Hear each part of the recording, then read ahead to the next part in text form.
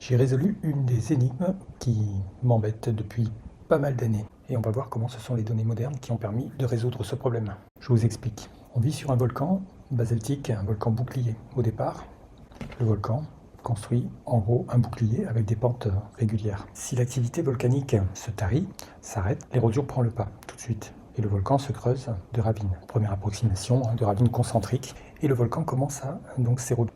Avec le temps, les ravines vont se creuser, elles vont, on dit, s'encaisser, et elles vont finir par se rejoindre, ce qui va former une alternance donc de vallées et de crêtes. Alors que sur le littoral, on a tendance à garder plus longtemps les planaises originelles.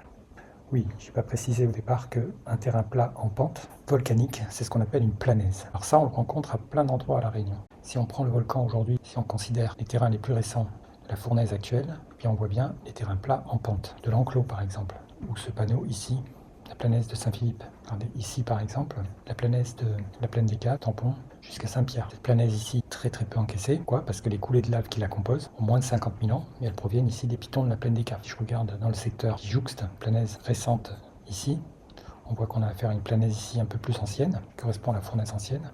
Pourquoi plus ancienne ? Bien simplement parce qu'on voit qu'elle est plus disséquée.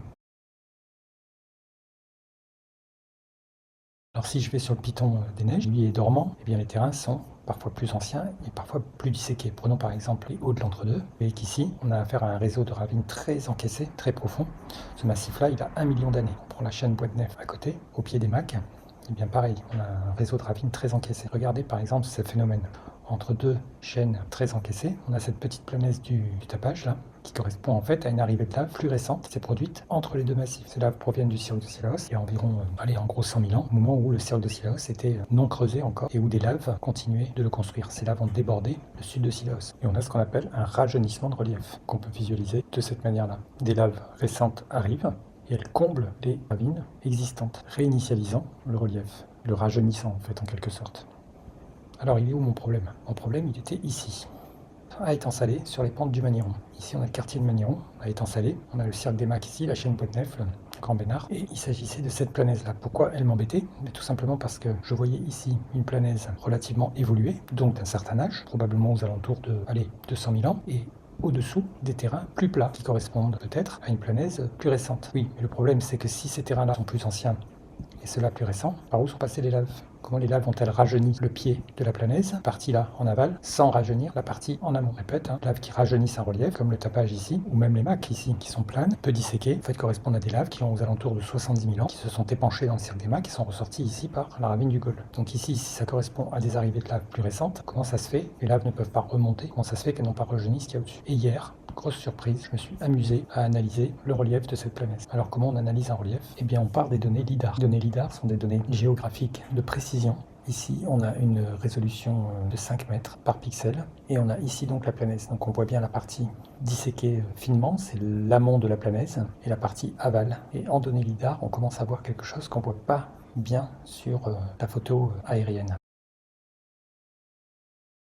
Alors déjà, on constate quelque chose de très intéressant en analysant plusieurs levées topographiques d'amont en aval, qu'on a une régularité de la pente. Cette régularité-là correspond bien à l'hypothèse une seule planaise en fait qui est disséquée. En fait, d'amont en aval, ce serait bien la même planaise qui serait plus disséquée en amont et moins disséquée en aval. Ok. Donc hier, éclat de génie, je me dis, on a affaire à la même planaise d'amont en aval, et elle est tout simplement plus disséquée en amont qu'en aval, parce que c'est ce que montrent en fait les modèles, comme vous voyez sur les dessins. Faire aussi une autre étude de la même planaise ici, ce qu'on appelle l'étude de la rugosité du terrain, avec un indice qu'on appelle l'indice TRI, qui va indiquer si le terrain est très rugueux ou peu rugueux. On voit très bien que l'amont de la planaise est très différent de l'aval de la planaise, et regardez, on peut identifier ici une partie à l'est, sur l'amont de la planaise, qui est identifiée, une espèce de lentille de terrain, et ainsi qu'une autre ici. Et on s'aperçoit qu'on a un chenal ici qui est en continuité avec l'aval. Alors ça nous donne l'idée, en fait, si on va voir à nouveau les données LIDAR, on a quelque chose qui apparaît assez bien. On a ici des parties de terrain anciennes, et regardez ces ravines qui obliquent vers l'ouest et qui délimitent une zone aval qui s'est fait en fait littéralement recouvrir par des terrains. Quelque chose comme ça. Si bien qu'ici on a des arrivées de lave anciennes. La planaise s'est d'abord constituée avec des laves qui coulaient dans ce secteur-là. Et le rajeunissement à la base provient de laves légèrement plus récentes, qui sont passées au milieu de l'ancienne planaise en amont et sont venues s'épancher ici.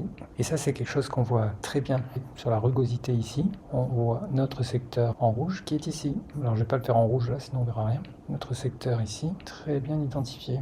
Et cette vue en tri permet vraiment de bien apercevoir que la planaise en amont a été divisée en deux parties, par des laves plus récentes qui sont venues s'épancher au milieu, là, qui ont constitué l'ensemble de cette planaise-là.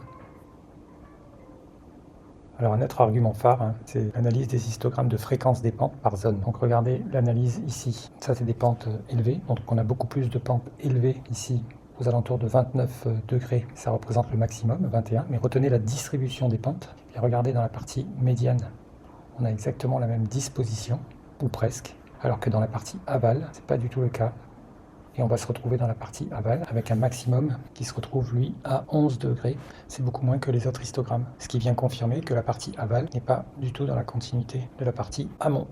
Et mieux encore, dans la thèse de Salvani, on trouve quelques datations dans le secteur. Donc voilà la planaise qui nous intéresse, la plaine des Macs derrière avec des terrains récents à 70 000. Et sur cette planaise, on trouve donc un terrain à 215 000 et les terrains plus jeunes du tapage notamment sont à 145 000. Donc il n'est pas impossible qu'on ait ici sur notre planaise bien les deux arrivées correspondant à 215 000 donc pour ce terrain qui est identifié là et les parties plus récentes en aval qui soient aux alentours aussi de 145 000. Et là vous aurez débordé ici et ici dans ce secteur.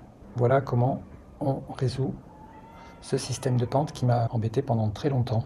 Je ne comprenais vraiment pas cette histoire. Et c'est vrai qu'une fois qu'on a la solution, eh ben, c'est fou de constater. Voilà, ici, les parties anciennes de la planaise et la partie récente avec ce couloir au milieu qui est venu former les terrains en aval. Voilà. Et ici, ça suit cette ravine. Pourquoi? Parce que là, ce sont les laves en provenance des Macs qui sont venues ici. Donc on aurait aux alentours de 240 000 ici et aux alentours de 145 ici pour cette planaise-là. Un mystère résolu.